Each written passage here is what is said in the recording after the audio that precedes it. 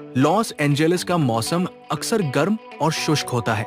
लंबे समय तक बारिश न होने से पेड़ पौधे और झाड़ियां सूख जाती हैं। इसलिए लॉस एंजेलिस जंगलों में आग लगना आम बात है। लगभग 10 दिनों से ये आग जल रहा है। लेकिन क्या आपने कभी सोचा है कि ये आग लगती कैसे है?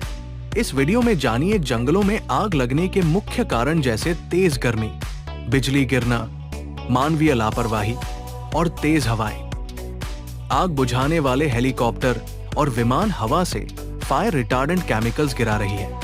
इसके अलावा आपातकालीन अलर्ट सिस्टम जारी कर दिया। ऐसे ही खबर पाने के लिए सेलिब्रिटी वर्ल्ड चैनल को सब्सक्राइब कीजिए।